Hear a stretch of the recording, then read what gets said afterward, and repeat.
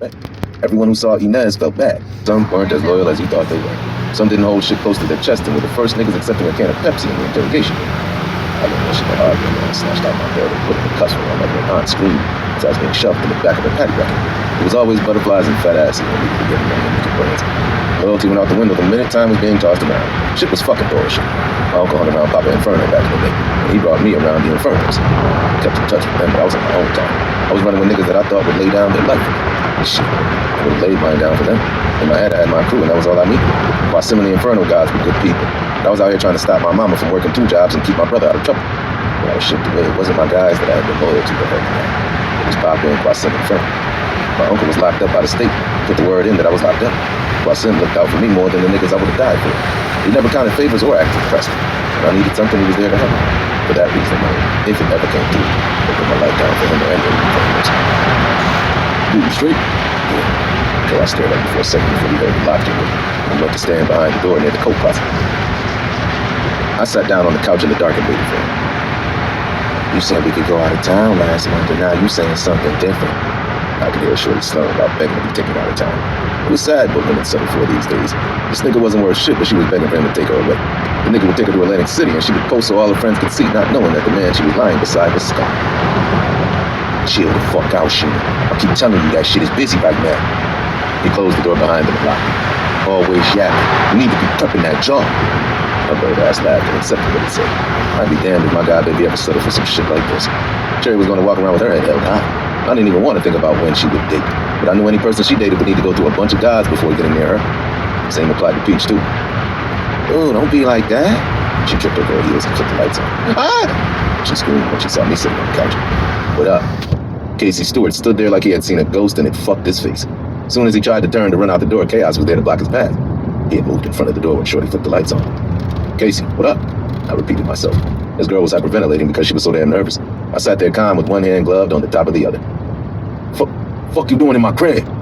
I believe it's Sheena's apartment. My dear, this your shit, right? She was shaking but nodded her head up and down. You know you have to die, right? Her eyes became larger than life and she went to open her mouth and I held my hand up. Screaming, I'll snatch your tongue from your pussyfoot mouth. What the fuck is this shit about? Mr. Stewart suddenly wanted to hold a conversation. He wanted to be civil when being civil was the last thing on my mind. When I left this apartment, only 2 of us would live to be civil the next day. Spitting on somebody has to be the most disgusting shit someone could do. I'd rather a nigga slap me than spit on me. What about you, Kay? Chaos rested his hand against the door. Got to agree with you, G. Shit is disrespectful, too. Only time I ever spit on a nigga was when I was about to send him to his maker, feel me? His body language changed when he knew that he wasn't making it out of this apartment. I don't care that he only spit on my cousin. He spit on the wrong person and his ass had to pay for the shit. I didn't mean no disrespect by that shit. Didn't know she was your people. Yeah, and my aunt and mother don't like Celine Dion. Shut the fuck up, lion. There was a light tap at the door and Chaos looked through the peephole. He opened the door and my uncle walked in. This the road why that spit on my knees? He questioned while looking at Mr. Stewart. With a black and mild tucked to the side of his lips, he wore a black trench with only one arm through the coat. Chef, I didn't know she was your niece. Man, you know I'm good people. He stuttered. Meanwhile, Chaos was spinning around his shorty while looking the gold in his mouth. You cook, my dear? She slowly nodded her head, thinking this was her way out. Cooking chicken Alfredo was her ticket to see another day. What you cook? My mom's throws down, so I'm picky. She cleared her throat. Anything, I love to cook. He slapped her ass and smirked. Go in the kitchen and give me something to drink. Without a problem, she forgot about her nigga and was more focused on getting my brother something to drink.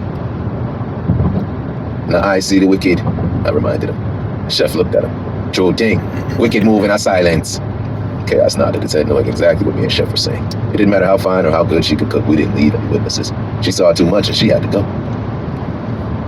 My dear, he called from the front door, and she was in the fridge looking for something in that empty-ass fridge. She didn't give a damn about that fridge when she was getting money with this bitch. Shorty quickly turned around, excited, that she thought she had his head gone. Chaos sent one between her eyes with his gun. I watched as the smoke left the silencer piece on his gun. Mr. Stewart was in so much shock that he watched his girl be murdered in front of him that he didn't notice when my uncle passed me what he had been holding. You love her? Chef questioned, not bothered that one of his nephews sent a bullet through a woman's head, and I was standing there smirking with my arm to the side of me. Chef, please, man. Use your mouth for spit. Me would take it from you. Chef had moved back, and I swung that machete and hacked him in his mouth. Blood splattered everywhere. He fell to the floor with his mouth leaking and jaw hanging. I stepped over him and continued the job. I watched his chest rise and fall for the last time as I looked over him. Fuck with a wraith, you feel the fucking wrath. See evil, do evil. Only rate and inflict the wrath that keeps our family. Chef squeezed my shoulder and took the machete from me. I didn't give a fuck about the life that my cousin chose to live. All I knew was that no nigga was about to disrespect her when she had 2 cousins and an uncle out here. Same look for Booby. Well, I'll stage this up. My favorite part, Chef winked. Me and Chaos left out the way we came, never being seen even by the drunks that were in front of the building shooting the breeze. Like ghosts. Zoya. I stared at one of the partners' crooked-ass toupee as he spoke to us in this meeting. There was nothing more in this world I wanted than to get up, shift that bitch, and return back to my seat. Instead, I was stuck with sketching it out on my agenda instead of paying him attention. It had been 2 weeks since I had seen or heard from Gerald after our fight. I blocked him on everything and checked my peephole every time I left my condo to avoid running into him. Then he had the nerve to be a liar. He claimed Bando was his son and then told Navy he was going to walk him. His lying ass never came to pick Bando up. This was part of his silent treatment he was giving me. It was one thing to get on my nerves, but to lie to an innocent little boy was just cruel. Son sat at that door for an hour, and he never knocked to come and pick him up. Just like a man, to make promises he knew he would never keep. I slowly looked up from the bust down that I had drawn on the George in my agenda, and everyone at the conference table was staring at me. It was then that I realized how bad it was that I wasn't paying any attention to what they were talking about. I was one of the youngest attorneys in this firm, and the only black woman in my position. While the men got to slack off and do whatever they wanted, that didn't fly when it came to me. I had to work 10 times harder than them. Never paying attention. I could hear my colleague cough under his stupid stink breath. Teddy, you said you wanted to look under my skirt. I gasped. Teddy turned as red as the tie he wore as he looked around the table. I continued to look just as flustered as he did, while George looked at him in disgust. As his father, he was disgusted that those words would ever leave his mouth. The sick part of me accusing him of wanting to look under my skirt was that I didn't wear a skirt to the office today. This was my payback for having to work with the spoiled trust fund baby named Teddy. He had a membership to the country club before he could walk and used his father's yacht to party with his friends for the weekend. A life of privilege was one that he lived, and he was the type that never apologized for it either. In fact, he loved to make others feel less than because he was gifted a Tiffany's rattle when he came into the world. Teddy, apologize to Zoya right this second, George sternly demanded as his son messed with his tie, stretching out his shirt's neck because he was so uncomfortable. Now he understood how some of us felt about his presence. He was born into this life. I had to actually work hard and do the work to get where he was. Despite what people thought, the Casellis didn't always have money. We were once the broke orphan Easton kids that no one wanted anything to do with. I never knew the logistics on how Menace came into the Easton's money. All I knew was that our uncle was found murdered, with his wife and our cousins. Menace said it was some political hit, since my uncle was starting to get into politics. Teddy had been spoiled from the day he was born. I, too, would have been spoiled when I was younger. That was until they died. And then real life took over for us. I hated to see a man be so fucking spoiled and not stand on any kind of business. His father could cut him off tomorrow, and he wouldn't be able to stand on his own. Landon could be cut off tomorrow, and he would still eat. He had the skills to maintain his lifestyle and take care of his future wife. Me and Cora both had careers that we could depend on. Menace made sure we never needed him. That in a room alone, we could stand on our own without ever needing a damn person. Not even him. That was so unnecessary. Again, I'm sorry for that, George. Can you please catch me up? My mind is... Well, I cleared my throat. Frazzled. George, feeling completely guilty for his son's remarks, cleared his own throat and leaned back in the chair. Preston Vance has been indicted.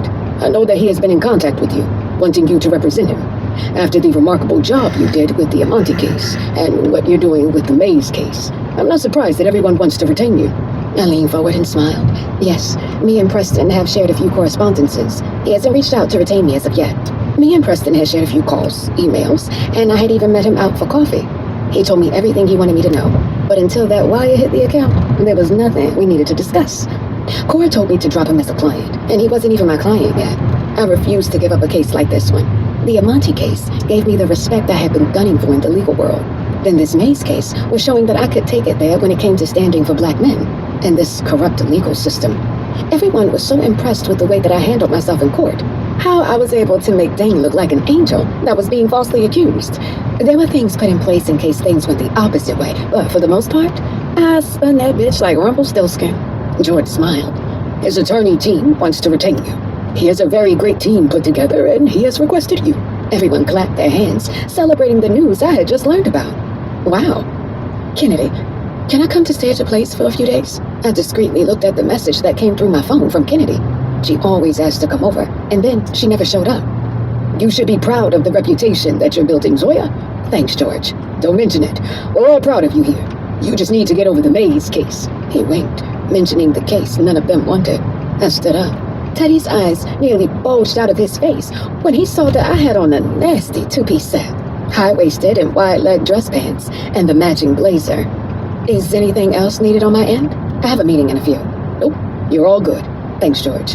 Gentlemen, I fixed my blazer and headed out of the office, softly closing the glass door behind me. Ivy, the paralegal that I worked with, put her phone down when she saw me rounding the corner. Ivy, I don't care that you're on the phone. Closing my office door, I sat behind my desk and checked my phone. Aside from Kennedy's text message, I had a few messages from Blair with pictures of Zaya.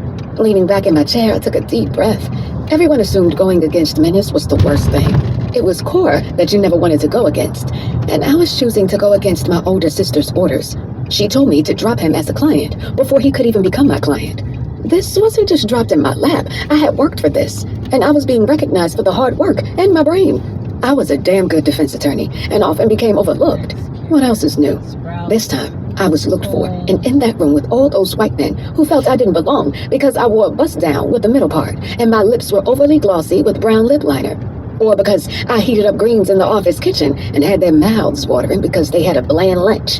They were questioning why I was there, and this proved that I belonged here. Preston Vance didn't request any of them. He wanted me. The soft knock on my door pulled me from my thoughts. Come in. George came in and smiled, closing the door behind me. How do you feel? Like I'm being hired to do a job. I learned that emotions as a woman in this field got you nowhere. I'm not surprised that he wanted you on his legal team. You were tough as nails on the Amante case. So I've heard. George barely came into the office, and he damn sure didn't do the small talk. There was a reason he was in my office and beating around the bush. I've spoken to Vercotti. He's taking lead on this case. George, no offense. Spit it out. As a favor, he has allowed Teddy to be third chair. I couldn't help but to roll my eyes because I knew this was coming. Teddy went whining to his father because he sucked as a lawyer, and I'm sure he didn't wash his hands after he held his dick. I could tell when someone didn't wash his hands. Does he wash his hands after he uses the bathroom? George was taken aback by my question. At times, my intrusive thoughts won, and I had to almost always smooth things over because of my mouth. Excuse me? All I'm saying is that you cannot continue to clean up things for him. Eventually, Teddy has to get his hands dirty and then wash them on his own without Daddy's help. This is real life. People's freedom lays in the hands of us doing our job. I found some bullshit saying to deter him from my weird-ass question. It wasn't all that weird, because his son needed to learn to wash his damn hands. He relaxed some and nodded his head. Understood, Zoya. I think I misunderstood your analogy. I'm coming on to Preston's legal team, so whatever he wants. This isn't my call, but I do appreciate you coming to give me the news instead of me being blindsided. No worries. Thank you for taking the news so easy. He stood up, straightening his suit jacket and headed toward the door. Tell the wife I said hello. He always lit up whenever you mentioned his wife.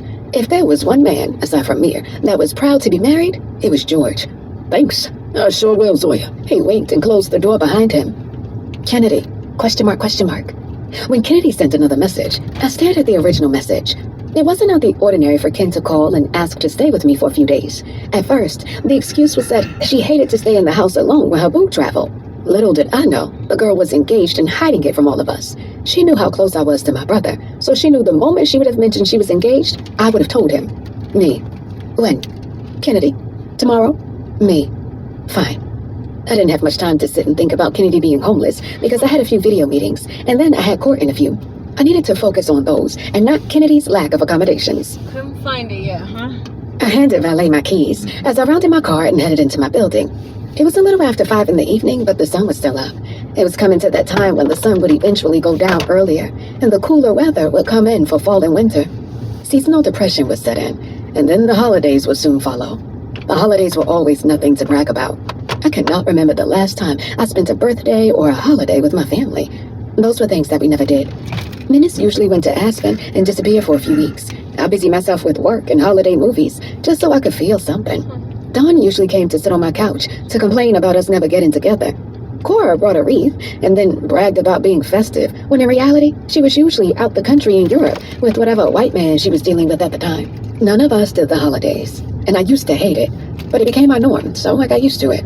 I spent the majority of my time alone, like tonight. It was a Friday night, and my only plan was to walk Bando. order in, and sit in my office while completing things that I didn't get the chance to complete earlier at the office. One of them being Kingston Steele wanting to retain me as a lawyer. I was familiar with Kingston because he was Bia's older cousin, and Bia was Cora's best friend. I made a mental note to call Cora this coming week to get the tea on that situation. Since Cora and Kingston were familiar, I knew she was the one who told him to retain me. If Cora gave you legal advice, you usually took it because the woman knew what she was talking about. Cora saw and heard things as a federal judge. I pressed the fob against the access pad and pressed my floor, leaning back into the wall. The door was taking forever to close, and just as it started to close, I saw Gerald walking through the lobby. He didn't come from the main entrance, which meant he was coming from the gym. I watched as the door slowly closed, and he walked straight toward me. His eyes were locked on me, and mine were locked on his dick print, as it was swinging in those gray sweatpants he wore. The compression workout shirt he wore clung to his body, showcasing those muscles that demanded attention. I leaned forward and continued to press the button so the door could close quicker. He noticed and nodded his head while smirking, knowing he had to wait for the next elevator. We hadn't spoken in over 2 weeks, and I wasn't about to start on this elevator. The elevator flew up to my floor, skipping floors as it usually did. When you were on a higher floor, it often skipped floors to get you to your floor quickly. Whenever I went to Don's, it skipped every floor and went straight to the penthouse. Soon as the elevator opened, I rushed down the hall as quickly as my heels would allow me. My condo was all the way down toward the other end of the hall, along with his. The chime from the second elevator sounded. Shit. Ms. Lawyer, you avoided me? I screwed my face up, clearly bothered that he called me Ms. Lawyer. In the current calculations in my journal, we had elevated from Miss Lawyer. Gerald, leave me alone. I picked up my pace. I can catch you. I still had a full half a hallway to make it down, and he was by the elevators. Could he beat me to my door? Sure. Was I too stubborn and wanted to test the theory? Even in these YSL mules? Absolutely. I hiked my work bag onto my arm and took off running down the hall, breathing out my nose, because Menace had taught me that when Landon beat me in a race when we were younger. I was ready to tear Landon's ass up because he was rubbing it in, and Menace grabbed me, telling me to breathe out my nose while running. Then he went and raced Landon, and made Landon feel exactly how I felt. Like I knew he would. Gerald breezed right past me. The asshole had the nerve to start stretching while he waited for me to continue walking down the hallway. I stopped trying to run and was now walking down the rest of the hallway like a worn-down hooker who had her last bit of cash snatched from her while fixing her wig, just tired and out of hooting and hollering. Don't know why you're standing at my door. I need to walk our fucking dog. I spun around and balled his lips up. Gerald, stop cursing at me. He puckered his lips, loosening my grip around his thick lips, and then kissed the palm of my hand as I unlocked my door. Not cursing at you. Folding my arms, I looked up at him. Since when I became Miss Lawyer? He chuckled, making me realize he had said the shit on purpose. You don't like that, eh? It's fine. Just was wondering. I played it off like I wasn't bothered by the sudden switch of names. There was this thing inside of me that refused to allow men to see the real me. I never wanted them to think I wanted them more than they wanted me. Part of me felt like a sucker, so I played hard to get a lot of the time, never showcasing my true feelings. Zoya, open the damn door. Got us in the hallway looking like a lick. He replied, and I pushed the door open. Soon as the door opened, Bando came trotting down the hall. When I first got him, I used to crate him. The more time we spent together, I learned that he had no desire to do anything other than nap when I was gone. He usually took his naps in my office because the view was better. At least, that was what I liked to think. He stopped and sat, not jumping on us when we came through the door. I sat my things on the counter. Release. Bando got super excited and started wagging his entire butt as I rubbed him down. He was a big dog, and I couldn't have him running and jumping onto people when he met them. He was friendly, but not everyone knew that. Plus, I didn't want people thinking my dog was just a big old teddy bear. I wanted people to look at him as protection, because that was exactly what he was. With me having a nephew and a goddaughter, I needed to make sure he wasn't knocking them down once they both started to walk. When the hell did you become a dog trainer? Gerald asked, still standing toward the foyer. I hired one, and then took over once I realized he's smart like his mama. After Bando was satisfied with his pets from both me and Gerald, I looked over the binder of notes my dog walker filled out before she left Bando for the day. She had just taken him out for a walk 15 minutes ago, and I had missed her. How was work, Miss Lawyer? Bothered by the name, I shrugged. Work was work. Why you being short with me? No reason. Be honest. I continued to unpack all the things that I brought for lunch today. As he leaned on the counter next to the sink, I'm always honest. Except for now. How about you be honest? He shrugged. I want to fuck the shit out of you. Want to mark every part of your body with my tongue. Make your knees weak while I'm sucking on your pussy. My stupid voice betrayed me because it was slightly lower, weakened after his words. Gerald, that's nasty. Yeah, that's the point. I want to be nasty with you. Miss Good Poom Poom. I laughed. Whatever. Why did you chase me to my door? He took my chin and looked into my eyes. Baby, you would have had to beat me to your door for me to chase you. Oh, fuck you, Gerald. I shoved him away while laughing. Gerald had this thick, hearty laugh that caused his entire body to shake. It was one of my favorite things about him. I always admired how he could laugh, even when things weren't perfect. He never took himself seriously, which is something I admired about him. What you doing tonight? I leaned on the opposite counter, watching TV and settling in for the weekend. May even get crazy and stop stalling on clearing out the online carts I've been filling. Well, I shrugged. Work has been stressful, so I'm taking any moment to just chill and hang back.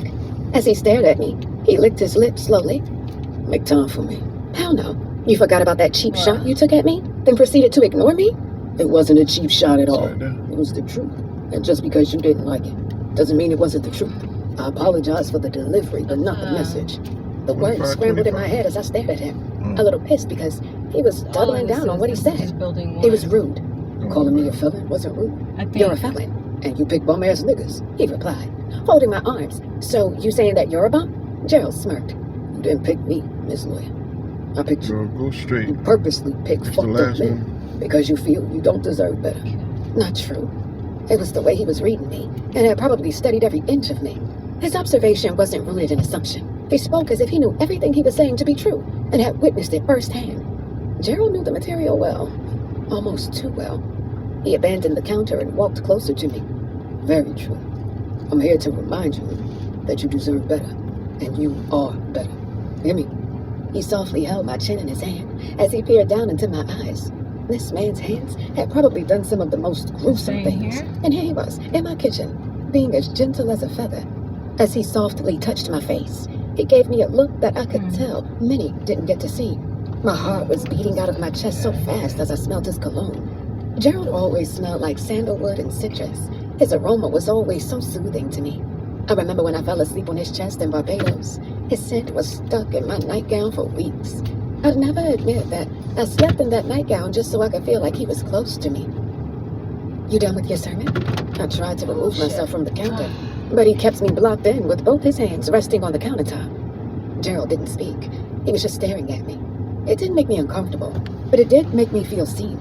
It was as if he could read every single thought that was running through my mind. Gerald, I spoke softly. The only sound that could be heard was the sound of Bando tearing up the din. Since I'm a liar, what do you need from me, Gerald?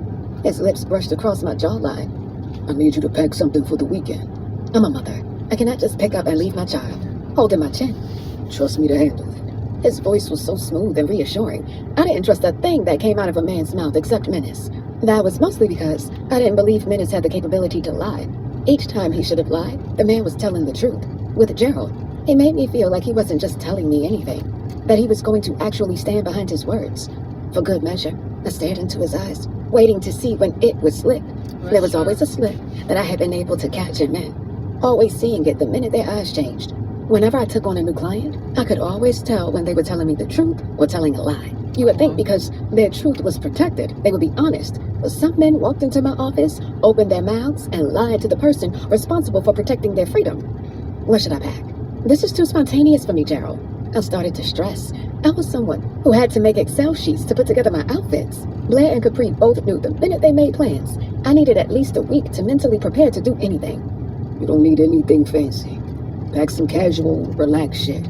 That tells me so much, I sarcastically replied, even more stressed because what was casual, relaxed shit? His phone started to ring, and he released me from his hold by the sink. Go and pack something while I handle this.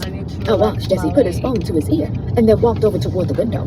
Grabbing my phone, I went down the hall to my bedroom and called Blair.